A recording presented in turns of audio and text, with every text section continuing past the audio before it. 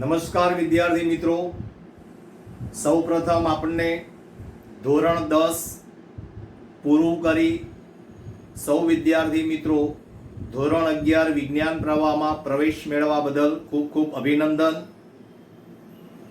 ધોરણ 11 વિજ્ઞાન પ્રવાહ ગણિતમાં કુલ 16 પ્રકરણનો અભ્યાસ તમારે સમગ્ર વર્ષ દરમિયાન કરવાનો છે. એમાં આપણે શરૂઆત કરીશું પ્રકરણ નંબર 1 ગણ, જેને આપણે અંગ્રેજીમાં સેટ તરીકે પણ ઓળખીએ છીએ. અને ગણનો અભ્યાસ તમે ધોરણ 8 અને ધોરણ 9 ગણિતમાં પણ શીખી ગયા છો, અને એની એ જ વસ્તુ આપણે અત્યારે ધોરણ 11 વિજ્ઞાન પ્રવાહ ગણિતમાં શીખવાની છે. તો જો આપણે સૌથી પહેલા 11મા ધોરણમાં ગણના જે ઉદાહરણ છે એની ચર્ચા કરીએ અને ગણનો સમજૂતી ફરી એકવાર યાદ કરી લઈએ. હવે સૌથી પહેલી વાત એ છે કે જ્યારે તમે ગણની ચર્ચા કરો, ગણ શબ્દ તમારા ધ્યાનમાં આવે એટલે એક જ ગણિત શાસ્ત્રી, જે જર્મન ગણિત શાસ્ત્રી છે, એ આપણને યાદ આવે. કોણ યાદ આવશે? George Kento. કોણ યાદ આવશે? જ્યોર્જ કેન્ટો, જેણે ત્રિકોણમિતિના પ્રોબ્લેમ સોલ્વ કરવા માટે ગણનો ઉપયોગ કર્યો હતો. બરાબર, એની ડિટેલમાં આપણે ચર્ચા કરવાની નથી. બરાબર, આ તો ગણ શબ્દ આવે એટલે જ્યોર્જ કેન્ટો નામનો જર્મન ગણિતશાસ્ત્રી આપણને યાદ આવવો જોઈએ, કારણ કે સૌ પ્રથમ ગણનો પરિચય એણે આપણને આપ્યો હતો. હવે તમે જે આગલા ધોરણમાં શીખી ગયા છો અને અત્યારે પણ શીખવાના છો, એ તમારી ચોપડીના જે ઉદાહરણ છે આપણે એ સૌથી પહેલા ચર્ચા કરીએ. અને ગણની વ્યાખ્યા, હવે ગણ આપણે 8મા ધોરણમાં શીખ્યા છીએ કે અવ્યાખ્યાયિત પદ. અવ્યાખ્યાયિત એટલે કઈ રીતે અવ્યાખ્યાયિત થાય તમારી પાસે? જો ત્યારે તમે ગણ માટે ચોક્કસ વ્યાખ્યા કેમ આપી શકતા નથી? કારણ કે વ્યક્તિએ ગણની વ્યાખ્યા બદલાય. વ્યાખ્યા કોને કહેવાય? કે જ્યારે એક ચોક્કસ હોય, તમે દુનિયાના ગમે તે ખૂણામાં જાઓ તો એના માટે એક ચોક્કસ શબ્દ સમૂહ આવે, એને આપણે વ્યાખ્યા કહીએ છીએ. જ્યારે ગણ માટે એવો કોઈ ચોક્કસ શબ્દ સમૂહ છે નહીં, પણ તે છતાંય આપણે પ્રયત્ન કરીએ છીએ કે ભાઈ 8મા 9માં આપણે શીખ્યા એ પ્રમાણે કે ગણ એટલે શું? તો કે નિશ્ચિત સમુદાય, નિશ્ચિત વસ્તુઓનો સમુદાય. એટલે આપણને આપણા સાહેબો એવું શીખવાડ્યું છે કે ભાઈ નિશ્ચિત વસ્તુઓનો સમુદાય એટલે એને ગણ કહેવાય. બરોબર, તો એવા નિશ્ચિત વસ્તુઓનો સમુદાય એટલે શું? એ કયા નિશ્ચિત વસ્તુઓનો સમુદાય? તમારી ચોપડીના ઉદાહરણના દાખલા જો બીજા નંબરના પેજ ઉપર એને અમુક આપણને ઉદાહરણ આપ્યા છે, એ જરા જુઓ. એમાં પહેલું ઉદાહરણ હું બોલું છું, સમજૂતીનું ઉદાહરણ છે. પહેલું, 10 થી નાની અયુગ્મ પ્રાકૃતિક સંખ્યા. 10 થી નાની 1, 3, 5, 7 અને 9, આ 10 થી નાની અયુગ્મ પ્રાકૃતિક સંખ્યાઓ. આ નિશ્ચિત સમુદાય થયો. બરોબર છે. બીજું ઉદાહરણ આપીએ. ચલો, ભારતની નદીઓ. હવે ભારતની નદીઓ આજે આપણે ગણી શકીએ છીએ, તે નદીઓના નામ લખી શકીએ અહીંયા આગળ, તો કે ગંગા, સરસ્વતી. આવી રીતે આપણી પાસે ભારતની નદીઓનો નિશ્ચિત સમુદાય થયો. બરોબર છે. ચલો, ત્રીજું ઉદાહરણ લઈએ. વિવિધ પ્રકારના ત્રિકોણો. તમારું ચોપડીમાં આપેલું ત્રીજું ઉદાહરણ, વિવિધ પ્રકારના ત્રિકોણો. તો આપણી પાસે ત્રિકોણો વિવિધ પ્રકારના છે. સમબાજુ ત્રિકોણ, વિષમબાજુ ત્રિકોણ, આવા અલગ અલગ લઘુકોણ ત્રિકોણ, ગુરુકોણ ત્રિકોણ છે આપણી પાસે. બરાબર, તો એ નિશ્ચિત સમુદાય થયો તમારી પાસે. મારો કહેવાનો અર્થ સમજજો, હું તમને માત્ર ને માત્ર આ વસ્તુનો અર્થ સમજાવું છું, અને એના માટે તમારી ચોપડીના ઉદાહરણ લઉં છું, અને એના પરથી હું તમને આ ગણ ઉપર સમજતી માટે લઈ જઈશ. બરોબર. ચોથું ઉદાહરણ છે આપણી પાસે અંગ્રેજી મૂળાક્ષરોનો સ્વર. અંગ્રેજી મૂળાક્ષરો A, B up to Z. તો આ અંગ્રેજી મૂળાક્ષરોનો સમૂહ થયો કહેવાય. નિશ્ચિત સમુદાય થયો કહેવાય. તમે તમારા મગજમાં ક્લિયર કરજો કે સાહેબ નિશ્ચિત સમુદાય એટલે શું. બરાબર, તો આ નિશ્ચિત સમુદાય તમે જો દરેક વાક્ય બદલાતો જાય છે કે ભાઈ આમાં નિશ્ચિત સમુદાય 1 3 5 7 9, આમાં નિશ્ચિત સમુદાય ગંગા સરસ્વતી જમના વગેરે, આમાં નિશ્ચિત સમુદાય સમબાજુ લઘુકોણ કાટકોણ વગેરે, આમાં નિશ્ચિત સમુદાય ABCD અપ ટુ Z સુધી આવે. Right, okay. એના પછી 210 ના અવિભાજ્ય અવયવો. હવે 210 ના પહેલા અવયવો કયા? આપણે આને છૂટા પાડીએ. 21 ગુણ્યા 10, 3 7 અને આના 2 અને 5. આ થઈ ગયા એના અવિભાજ્ય અવયવો. 2 3 5 7 લખવાની મેથડ આ રીતે આવે. 2 3 5 અને 7. પડી સમજણ? એટલે આ નિશ્ચિત સમુદાય થયો. હજુ તમારી ચોપડીમાં ઉદાહરણ આપ્યું છે સમીકરણ x² - 5x + 6. છઠ્ઠું ઉદાહરણ x² - 5x + 6 = 0. આનો ઉકેલ ગણ. તો કે 3 દુ 6 થાય તમારી પાસે. તો x = 2 અને 3 મળ્યા તમને. આ એનો ઉકેલ. આ થયા તમારી પાસે આ બધા નિશ્ચિત સમુદાય. અને એ નિશ્ચિત સમુદાયને જ્યોર્જ કેન્ટુરે કયું નામ આપી દીધું હતું? ગણ. તો આ નિશ્ચિત સમુદાય તમે આજે દુનિયામાં જેટલા માણસો છે એ પ્રમાણે તમને નિશ્ચિત સમુદાય મળતો જાય. તમારા ક્લાસમાં 50 વિદ્યાર્થીઓ અભ્યાસ કરી રહ્યા છે તો એ 50 વિદ્યાર્થીઓ અલગ અલગ રીતે નિશ્ચિત સમુદાય નક્કી કરે. કોઈ વિદ્યાર્થી એમ કહે કે સાહેબ હું યુગ્મ પ્રાકૃતિક સંખ્યાઓ કહું, કોઈ વિદ્યાર્થી એમ કહે હું અયુગ્મ પ્રાકૃતિક સંખ્યાઓ કહું. તે નિશ્ચિત સમુદાય વિદ્યાર્થીએ વ્યક્તિએ બદલાતો જાય. એટલા માટે આપણે ગણની વ્યાખ્યા ચોક્કસ રીતે આપી શકતા નથી. એટલા માટે આપણે કહી દીધું ભાઈ ગણ એટલે નિશ્ચિત સમુદાય. બસ જે વિદ્યાર્થી જે વ્યક્તિ એની વ્યાખ્યા આપે જે પ્રમાણે એ જ એનો નિશ્ચિત સમુદાય, એને આપણે ગણ કહી દઈશું. બરોબર છે સુધી? ઓકે. હવે આ તમારી પાસે ગણ આવ્યો. ચલો તો લખવાનું કઈ રીતે આને? તો કે સાહેબ ગણ દર્શાવવા માટે આ પ્રમાણે આપણા ગુજરાતીમાં આને શું કહેવાય? છગડીયો કૌંસ. છગડીયો કૌંસ. અને આપણી ચોપડીમાં આના માટે કયો શબ્દ વાપર્યો છે? ધનુષ્ય કૌંસ.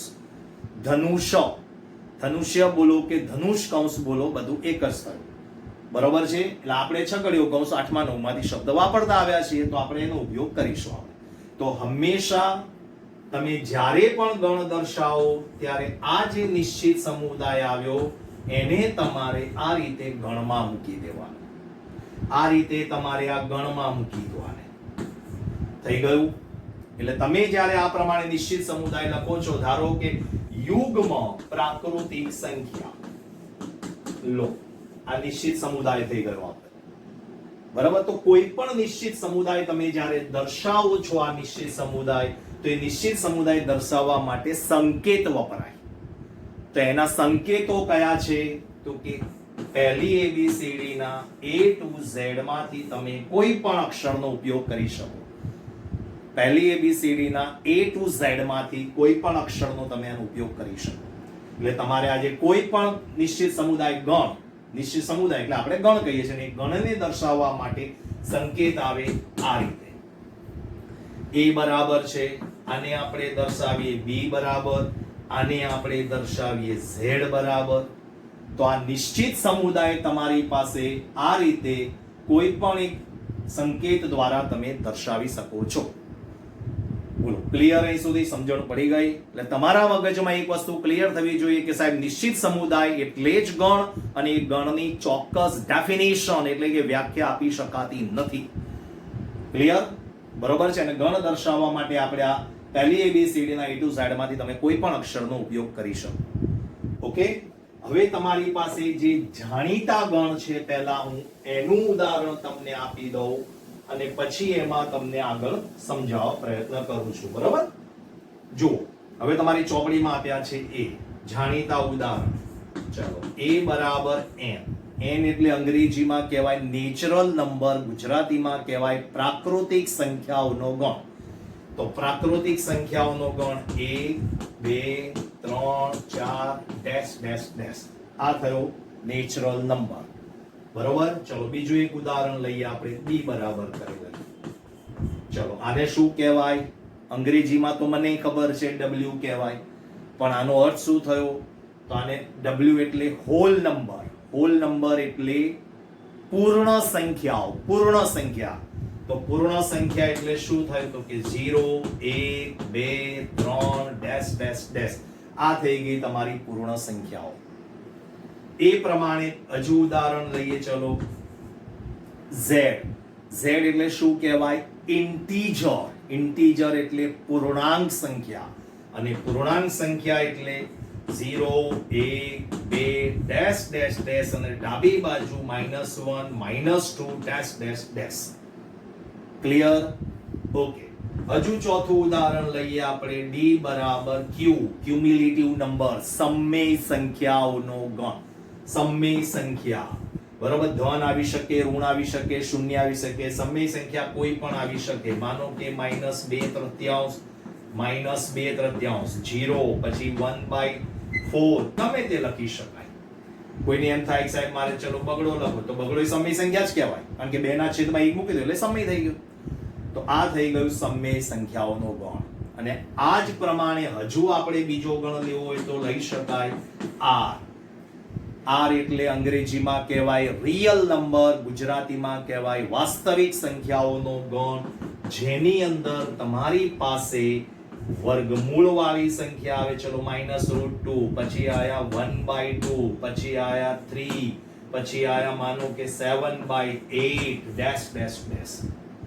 ગમે તે લખાય, પણ આનો ખાસ નિયમ શું છે એ તમને સમજાવું કે ગણની અંદર તમે જ્યારે કોઈ પણ ઘટકો લખો તો એના ક્રમ અગત્યનો નથી. તમને એમ થાય કે સાહેબ મારે આ 7 અષ્ટમાંશ આની આગળ લખવા છે તો લખાય. આ છગડિયા કૌંસમાં ટૂંકમાં 7 અષ્ટમાંશ ગમે ત્યાં લખાય. એવો કોઈ નિયમ નથી કે ભાઈ ચલો આ મેં એટલે જ અહીં બદલ્યું છે. જો કે ભાઈ 3 લખ્યા તો 3 થી મોટી જમણી બાજુ આવે. સંખ્યા રેખા નથી આ છઠ્ઠા ધોરણની, સમજી લેજો. આ જે છે ગણમાં તમે દર્શાવો છો. જો મેં અહીં 3 1/2 થી મોટી 3 લખી, પણ 3 પછી 7 અષ્ટમાંશ, 7 અષ્ટમાંશ 3 થી નાના થઈ ગયા. એવું કઈ જરૂરી થોડું છે આજે કે તમે ભાઈ 3 થી મોટી સંખ્યા લખી શકો આ બાજુ? કોઈ નિયમ નથી. એટલે તમે ગણની અંદર કોઈ પણ સંખ્યા ગમે ત્યાં લખી શકો.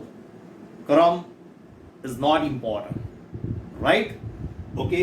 બીજી અગત્યની વસ્તુ કે તમે જ્યારે ગણ લખો છો ત્યારે તમારી પાસે માનો કે 3 3 આવું આવે તો એકની એક સંખ્યા તમે ગણમાં ફરી વખત પુનરાવર્તન કરી શકો નહીં. એટલે ગણમાં ક્યારેય એકની એક સંખ્યા ફરીવાર ના આવે.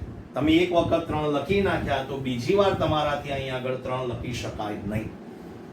બોલો, ક્લિયર? એટલે આ 2 નિયમ યાદ રાખજો. ગણની અંદર કોઈ પણ સંખ્યા ગમે તે ક્રમમાં લખી શકાય, અને ગણની અંદર એક પણ સંખ્યા રિપીટ થશે નહીં, પુનરાવર્તન ના થાય. બોલો, ક્લિયર? અહીં સુધી પડી ગઈ સમજણ? તો તમારી ચોપડીમાં આપેલા જુઓ, અહીં આગળ મેં બધું જ વસ્તુ તમને સમજાવી. હજુ આ જ વસ્તુ હમણાં આગળ આવશે ફરીવાર, ત્યારે સમજાવીશ, અને એની ચર્ચા અલગ ટોપિકમાં આવે છે ત્યારે કરીશું આપણે. હવે એના પછી તમારી ચોપડીમાં હું તમારી ચોપડીના ક્રમ પ્રમાણે આગળ વધતો જઈશ. બરોબર? જુઓ, હવે તમારી ચોપડીની અંદર જે ગણ દર્શાવવા માટેના સંકેતો આવી ગયા. બરોબર? બીજા નંબરના પેજ ઉપર આપેલું છે. હવે સામેના પેજ ઉપર ત્રીજા નંબરના પેજ ઉપર જઈએ આપણે. ચલો, ધારો કે ઉદાહરણ આપું છું ગણની અંદર. બહુ સરસ ઉદાહરણ લઈએ આપણે, કોઈ પણ સંખ્યાઓ લઈએ આપણે. ચલો, ડેશ ડેશ ડેશ, -3 -2 -1 0 1 2 અને 3. રાઈટ? અહીંયા ડેશ ડેશ ડેશ કરી દઉં છું. ઓકે. હવે અહીં આગળ તમે જુઓ કે આ ગણની અંદર આવેલા આ જે ઘટકો આને કહેવાય. આ બધા ગણના શું કહેવાય? ઘટકો. ઘટકો ન બોલવું હોય તો એને શું કહેવાય? સભ્યો. ઘટકો કહેવાય, અથવા તો શું કહેવાય એને? સભ્યો. બરાબર? તો આ જે કોઈ પણ ગણ હોય એ હંમેશા કેપિટલ લેટરમાં આવે, પણ એના જે સભ્યો છે તમારી પાસે, એ સભ્યો હંમેશા સ્મોલ લેટરમાં આવે. સ્મોલ લેટરમાં, રાઈટ? એટલે આને અંદર કેપિટલ લેટર અહીંયા ના આવી શકે. સભ્યો દર્શાવવા માટે હંમેશા તમારી પાસે સ્મોલ લેટરમાં આવી શકે. હવે એ સભ્યો દર્શાવવા માટેનો સંકેત છે આપણી પાસે. કયો સંકેત છે એ સમજાવો. અહીંયા -3 ગણ એમાં છે એટલે તમે લખી શકો -3 belongs to A. આપણે અંગ્રેજીમાં જ બોલીશું કે -3 ગણ એનો સભ્ય છે. ગુજરાતીમાં તમારી ચોપડીમાં આપેલું છે નો સભ્ય છે. નો સભ્ય છે એટલે આપણે અંગ્રેજીમાં કહીશું બિલોંગ્સ ટુ. શું કહેવાનું અંગ્રેજીમાં? Belongs to. બરાબર, એટલે -3 બિલોંગ્સ ટુ એ. પછી શું લખી શકાય? -2 બિલોંગ્સ ટુ એ. બરોબર, પછી શું લખી શકાય? ધારો કે 3 બિલોંગ્સ ટુ એ. એટલે આવું લખો તમે. આ બિલોંગ્સ ટુ નો સંકેત છે, નો સભ્ય છે એનો સંકેત છે આ. તો એના માટે આપણે સંકેત ગુજરાતીમાં નવડો કહેવાય.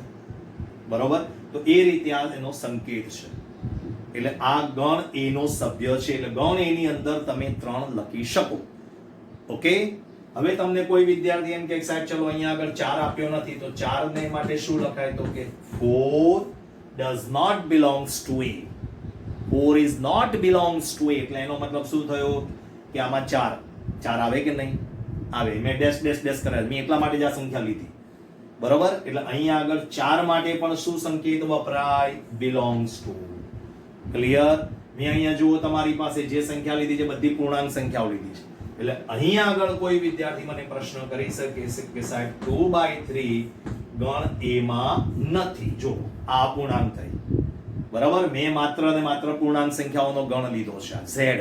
એટલે અહીંયા 2/3 does not belongs to a. એટલે એનો મતલબ શું થયો કે 2/3 ગણ એમાં નથી.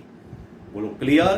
એટલે જ્યારે નો સભ્ય છે એના માટે આ સંકેત આવ્યો, અને નો સભ્ય નથી એના માટે is not belongs to, does not belongs to, તમે જે પણ શબ્દ વાપરવો એ વાપરી શકાય. બોલો ક્લિયર? અહીં સુધી સમજણ પડી ગઈ તમને લોકોને? ધ્યાન આપીને સમજજો. તમારી ચોપડીની દરેકે દરેક વસ્તુ આપણે સમજાવવા પ્રયત્ન કરીશું. બરાબર? ઓકે, ચાલો હવે આગળ વધો. ગણ દર્શાવવા માટેની તમારી પાસે જે આગલા ધોરણમાં આવી ગઈ તે રીતો. ગણ દર્શાવવા માટે આપણી પાસે 2 રીતો છે. એમાં પહેલી રીત કઈ છે? તમારી યાદીની રીત. યાદ આવે છે? અને બીજી રીત તમારી કઈ છે? અહીંયા આગળ ગુણધર્મની રીત. આ 2 રીતે તમે ગણ દર્શાવવાનું અગાઉના ધોરણોમાં તમે શીખી ગયા છો. એમાં યાદી બહુ સિમ્પલ છે, એકદમ સિમ્પલ. ચલો યાદીની રીતમાં કઈ રીતે દર્શાવાય? તો અત્યાર સુધી જે મેં તમને ઉદાહરણ આપે એ બધા યાદીની રીતના જ હતા. જો ફરીવાર ઉદાહરણ આપું, ધારો કે અહીંયા દર્શાવ્યું, ચલો A, E, I, O અને U આવ્યું. તો યાદીની રીત જ્યારે તમે દર્શાવો છો, ગણ દર્શાવવા માટે અલગ અલગ મેથડ છે. એમાંની આ પહેલી મેથડ તો કે યાદીની રીત. તો યાદીની રીત દર્શાવવા માટે તમારી પાસે આ રીતે દર્શાવી શકાય. તો એમાં શું આવે કે તમારી પાસે જે પણ ઘટકો હોય એ તમામે તમામ ઘટકો વચ્ચે તમારે કઈ નિશાની કરવાની? અલ્પવિરામ. કઈ નિશાની કરવાની? અલ્પવિરામ. આવી રીતે પણ દર્શાવી શકાય. 1 2 3 4 ડેશ ડેશ ડેશ. લો, થઈ ગયું. તો આવી રીતે પણ તમે અહીંયા આગળ દર્શાવી શકો છો. એટલે આ ગણ દર્શાવવા માટેની પહેલી રીત યાદીની રીત. અને એ યાદીની રીતને તમારે કમ્પલસરી એમાં જે પણ ઘટકો આવે એને અલ્પ વિરામ કરીને જ દર્શાવવાના, એ સિવાય નહીં દર્શાવવાના. એને જ યાદીની રીત આપણે કહી શકીએ આપણે. બરોબર છે? હવે કોઈ ચોક્કસ નિયમનો તમે ઉપયોગ કરો, કોઈ ચોક્કસ નિયમનો. તો એ નિયમનો તમે ઉપયોગ કરીને આજે કોઈ પણ ગણ દર્શાવો તો એને આપણે કઈ રીતે આપણે કહીશું? ગુણધર્મની રીત તરીકે ઓળખીશું આપણે. ક્લિયર? તો ગુણધર્મની રીતમાં કોઈક નિયમ આવશે. ચલો આજ આપણે ઉદાહરણ લઈએ. અહીંયા આગળ આ આપણી પાસે ઉદાહરણ છે. ચલો A, E, I, O, U. તો આ શું છે આપણી પાસે? અંગ્રેજીના સ્વર. અંગ્રેજીના શું છે? સ્વર. બોલવામાં ધ્યાન રાખવાનું. ઘણીવાર ઘણા વિદ્યાર્થી આગળનો સ બોલવાનું ભૂલી જાય તો શું કહી દે? અંગ્રેજીમાં આને શું કહેવાય? ક્લિયર? તો ધ્યાન રાખજો અહીંયા આગળ કે આ તમારી પાસે અંગ્રેજીમાં ઉપયોગમાં આવતા સ્વર છે. આને મારે ગુણધર્મની રીતે દર્શાવવો છે. ગુણધર્મની રીતે. બરોબર? તો આ જ વસ્તુ અગત્યની છે. તમારી પાસે યાદીની રીતમાં જેટલા પણ ઘટકો આવતા હોય એને તમારે દર્શાવી દેવાનું x વડે. શેના વડે દર્શાવશો? x વડે. બરાબર છે? પછી તમારી પાસે અહીંયા કાં તો 2 ટપકા કરી દો, અને 2 ટપકા ન કરવા હોય તો ત્રાસી લીટી કરી દો. અંગ્રેજીમાં જેને સ્લેશ કહેવાય, અને આપણે ગુજરાતીમાં બોલીશું જ્યાં. તો ગણની અંદર x એટલે શું? તો કે આ જે તમે અહીં સભ્યો જેટલા પણ યાદીની રીતે લખેલા છે એને આપણે x વડે દર્શાવીએ છીએ.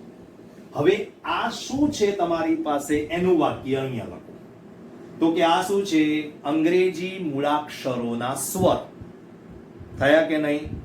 જ્યાં x એ અંગ્રેજી આલ્ફાબેટના સ્વર, એવી તો લખશો તોય ચાલશે અને ગુજરાતીમાં લખશો તોય ચાલશે. મૂળાક્ષરોના સ્વર થઈ ગયું. આલો ગુણધર્મનો ઉપયોગ કર્યો એટલે પરીક્ષામાં તમને શું થાય? ઘણી વખત આ આપશે, 1 માર્કના MCQ માં આવશે. આવું આપેલું હોય યાદીની રીત અને તમને એમ કે ગુણધર્મની રીતે લખો. પરીક્ષામાં તમને ગુણધર્મની રીત આપેલી હોય તમને એમ કહેવામાં આવે યાદીની રીતે લખો. અહીંયા ગમે તે રીતે પૂછી શકે. ચલો આને મારે દર્શાવવા છે. હવે આને દર્શાવો. ચલો આને બધાને આપણે x કહી દો. પછી તમારી ચોપડીના ઉદાહરણ આપણે લઈએ છીએ. બરાબર? આ x બરાબર. મેં શું કીધું તમને? યાદીની રીતમાં જેટલા પણ ઘટકો હોય તમામ ઘટકોને x વડે દર્શાવો. હવે આ શું છે તમારી પાસે? તો કે પ્રાકૃતિક સંખ્યા. શું છે તમારી પાસે? પ્રાકૃતિક સંખ્યા. બરાબર? તો x જ્યાં x એ પ્રાકૃતિક સંખ્યા છે. લો આ થઈ ગયું. અને હજી કદાચ કોઈ વિદ્યાર્થીને એમ પ્રશ્ન થાય કે સાહેબ હું અહીંયા આવું ન લખું, ખાલી આવું લખી નાખું તો ચાલે ભાઈ, 110% ચાલે. લો x જ્યાં x બરાબર m થઈ ગયું. તો તમે આવી રીતે વાક્ય ન લખો, માત્ર x બરાબર n લખી નાખો તો એમ તો ખબર જ હોય ને આપણને કે n એટલે પ્રાકૃતિક સંખ્યા છે. તો આ પણ સાચું છે. તમારી પાસે કોઈ પણ રીતનો ઉપયોગ તમે કરી શકો છો. બોલો ક્લિયર અહીં સુધી? એટલે તમારી પાસે તમારી ચોપડીમાં જો તમને આપેલું છે યાદીની રીતે અને ગુણધર્મની, યાદીની રીતમાં અંગ્રેજી નામ આપેલું છે, યાદ રાખવાનું. તમારે JEE ને ગુજકેટમાં કદાચ જરૂર પડે. યાદીની રીતને આપણે રોસ્ટર ઓર ટેબ્યુલર મેથડ કહેવામાં આવે છે અને ગુણધર્મને કહેવાય set builder otherwise property method. Set builder form અથવા તો પ્રોપર્ટી મેથડ, બંને નામ એક જ છે. થઈ ગયું? આ તમારી યાદીની રીત અને ગુણધર્મની રીત. તમારી ચોપડીમાં જો પહેલું એમાં ઉદાહરણ આપ્યું છે બોક્સની ઉપર 42 ના અવયવો. જો 42 ના એને અવયવો લખ્યા છે. 42 ને કઈ સંખ્યા વડે ભાગી શકાય? 1 વડે ભગાય, 2 વડે ભગાય, 3 વડે ભગાય, 4 વડે ન ભગાય, 6 વડે ભગાય, 7 વડે ભગાય, 14 વડે ભગાય, પછી 21 વડે ભગાય અને 42 વડે. જો આ 42 ના અવયવ તમારી પાસે આપેલા છે. કોઈ વિદ્યાર્થી એમ લખે કે હું પહેલા 42 લખું, પછી 1 લખું, પછી 6 લખું, પછી 3 લખું. જેમ લખું એમ લખાય ભાઈ. ગણમાં ક્રમ અગત્યનો નથી, પણ એકે સંખ્યા રિપીટ ના થાય એટલી વસ્તુ ધ્યાન રાખવાની. તો આ તમારી પાસે યાદીની રીત થઈ.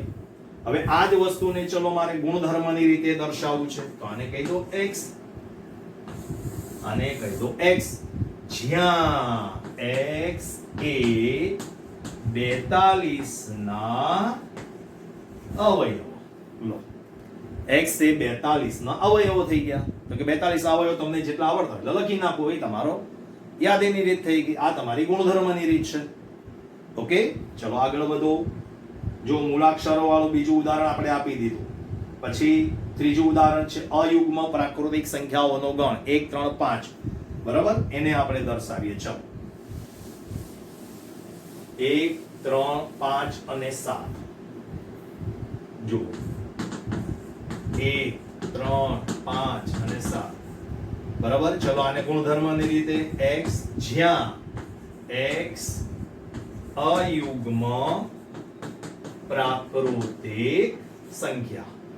x જ્યાં x એ અયુગ્મ પ્રાકૃતિક સંખ્યા છે. થઈ ગયું? બરાબર? યાદીની રીત અને ગુણધર્મની રીત. ઓકે, ચાલો હવે પાછળ પેજ ફેરવો. હજુ એક ઉદાહરણ તમારી ચોપડીમાં આપેલું છે. હા, 4 નંબરના પેજ ઉપર પહેલી લીટી જુઓ.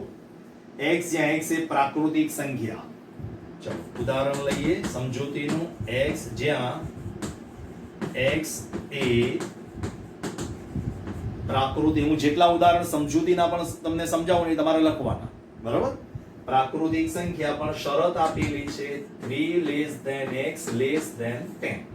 એટલે તમારે પ્રાકૃતિક સંખ્યા લેવાની છે પણ કોની વચ્ચેની? 3 અને 10 ની વચ્ચે. આ લેસ ધેન છે એટલે એનો મતલબ થયો 3 થી મોટી અને આ 10 થી નાની છે. બરાબર? તો ચલો આને યાદીની રીતે, આ ગુણધર્મની રીત થઈ, આને યાદીની રીતે લખો આપણે તો કે 4 5 6 7 8 અને 9. આ થઈ ગઈ તમારી યાદીની રીત. બોલો ક્લિયર? પડી ગઈ સમજણ? હવે એ પ્રમાણે આગળ તમારી પાસે નીચે ઉદાહરણ આપેલા છે, એ આપણે સમજાવી દીધા છે. ચલો હવે ક્રમ પ્રમાણે આપણે તમારી ચોપડીમાં 5 ઉદાહરણ આપ્યા છે, એ 5 ઉદાહરણની આપણે ચર્ચા કરીએ. બરાબર? જોજો. ચલો પહેલું ઉદાહરણ નંબર 1. x² + x - 2 ના ઉકેલ ગણને યાદીની રીતે લખો. આ તમારી રકમ છે. જોજો તમે આ 7મા તમે અવયવ શીખી ગયા છો. આપણને એમ ત્યારે થતું હતું કે અવયવ ક્યાં કામમાં આવે, ગણ ક્યાં કામમાં આવે, બધું આવશે. દરેક ટોપિક એકબીજા સાથે સંકળાયેલો હોય. તો આના અવયવો પાડો, બેના એવા અવયવો પાડો, અંતિમ પદ ઋણ છે એટલે બાદબાકી એની 1 આવવી જોઈએ. તો કે બેના અવયવો જ 1 છે. દુનિયાના ગમે તે ખૂણામાં જઈને બેના અવયવો પાડો, એક જ શક્ય અવયવો છે. આમાં મોટી સંખ્યાને ધન નિશાની આપવાની, નાની સંખ્યાને ઋણ નિશાની આપવાની. જે વિદ્યાર્થીને ડાયરેક્ટ આવતું હોય એ ડાયરેક્ટ લખી શકે. અને હવે આપણે જ્યારે સાયન્સ લીધું હોય ત્યારે આપણને આટલું તો આવડવું જોઈએ, એવી સામેવાળા શિક્ષક આપણી પાસે આશા રાખી શકે. તો x + 2 = 0, x = -2, x - 1 = 0, x = 1. તો આને ગણમાં દર્શાવી દો. a બરાબર તમારી પાસે થઈ ગયા -2 અને 1. આ યાદીની રીત. ક્લિયર? હવે કદાચ કોઈને અહીં પ્રશ્ન થાય કે સાહેબ આ જ વસ્તુને મારે ગુણધર્મની રીતે લખવું હોય, પરીક્ષામાં પૂછાય, મને એટલું જ આપેલું હોય અને મારે ગુણ તો આને લખી નાખો. ના રહ્યું, લો આ જ રકમ છે મારી પાસે, લો આ x² + x - 2 = 0. બરાબર? જ્યાં લખી નાખું x belongs to z. લો આના ઉકેલ ગણ લખવાના, પણ એ z માં આવે એ જ લખવાના. અપૂર્ણાંક આવે તો નહીં લખવાના. અહીંયા અપૂર્ણાંક નથી આવતા, જુઓ. તો આ થઈ ગયું તમારી પાસે ગુણધર્મની રીત થઈ ગઈ. બધું એક જ છે. આગળ ચલો ઉદાહરણ નંબર 2. ઉદાહરણ નંબર 2. ગણ x, જ્યાં x એ ધન પૂર્ણાંક સંખ્યા, x જ્યાં x એ ધન પૂર્ણાંક, પણ શરત આપી છે તમારી રકમમાં, જુઓ ધન પૂર્ણાંકમાં x² < 40. હવે આપણી પાસે ધન પૂર્ણાંકની શરૂઆત 1 થી થાય, 1 2 3 4 5 6 7 8 અનંત સુધી. પણ એને શરત આપી દીધી, તમે જે પણ ધન પૂર્ણાંક લો એનો વર્ગ 40 થી નાનો થવો જોઈએ. વર્ગ 40 થી નાનો. બરાબર? ધન પૂર્ણાંક તો કે સાહેબ એકડો લઈ લો, ચાલે.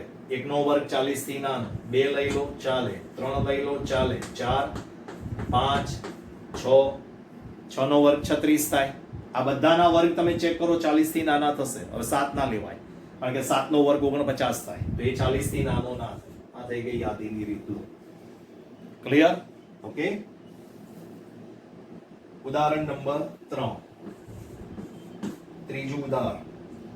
a બરાબર a 4 9 16 25 એને તમારે ગુણધર્મ, આ યાદીની રીત આપી છે, તમારે લખવાની છે ગુણધર્મની રીત. હવે આ જરા ધ્યાનથી જુઓ રકમ. આ બધી પૂર્ણ વર્ગ સંખ્યાઓ છે. પૂર્ણ વર્ગ એટલે જેનું વર્ગમૂળ નીકળી શકે એને પૂર્ણ વર્ગ સંખ્યા કહેવાય. બરાબર? તો આને આપણે શું કીધું? ગુણધર્મની રીતે લખવું હોય ત્યારે મેં હમણાં સમજાયું, x કહી દો જ્યાં x એ પૂર્ણ વર્ગ સંખ્યા છે. લો આ જવાબ. x જ્યાં x એ પૂર્ણ વર્ગ સંખ્યા છે. તમારી ચોપડીમાં બીજી રીતે પણ લખેલું છે, તમારે જે લખવું એ લખી શકાય. લો તમારી ચોપડી પ્રમાણે સમજાવો. આ x બરોબર છે, જ્યાં x બરાબર શું લખાય? n² અને આ n belongs to n. તો આ લખવું પડે. સમજાવું તમારી ચોપડીનો જવાબ. ચલો આ સ્મોલ n તમે શેમાંથી લો છો? કેપિટલ n માંથી. કેપિટલ n એટલે શરૂઆત 1 થી થાય. અહીંયા 1 મૂકો, ચાલો. તો 1 નો વર્ગ 1, જવાબ આવી. અહીં 2 મૂકો, 2 નો વર્ગ 4, 3 નો વર્ગ 9, 4 નો વર્ગ 16, 5 નો વર્ગ 25. જે લખવું હોય. અને એવું ના લખવું હોય તો આ પણ સાચું છે. 110% સાચું છે. બરાબર? x જ્યાં x એ પૂર્ણ વર્ગ સંખ્યા છે. પૂર્ણ વર્ગ એટલે જેનું વર્ગમૂળ નીકળી શકે એ. અને હજુ કદાચ કોઈને ડાઉટ જતો હોય તો અહીંયા આગળ તમારે જો એક શબ્દ ઉમેરવો હોય તો ઉમેરી શકાય, વાંધો કશો જ નથી.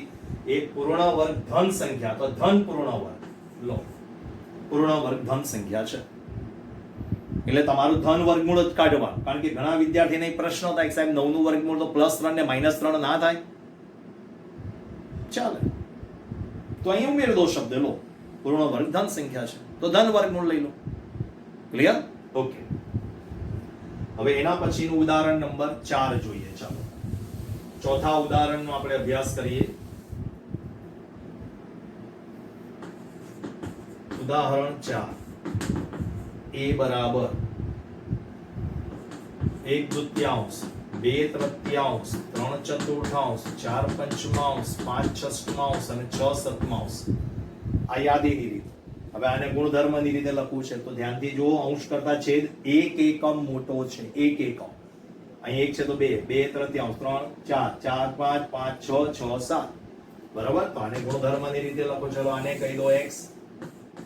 આ તો ફિક્સ જ. તો x બરાબર શું છે? તો અંશમાં જે સંખ્યા લો એના કરતા 1 એકમ છેદમાં મોટી છે. જુઓ, ચલો અંશમાં 1 મૂકો તો છેદમાં 2 થશે, 2 મૂકો તો 3 થાય, 3 મૂકો તો 4 થાય, 4 મૂકો તો 5 થાય, 5 મૂકો તો 6 થાય. તો ક્યાંથી ક્યાં સુધીની સંખ્યા? તો આ n ની કિંમત તમે કેટલી લીધી? 1 સુધી. 1 થી ક્યાં સુધી લીધી? 6 સુધી. તો અહીંયા લખી શકાય આ રીતે.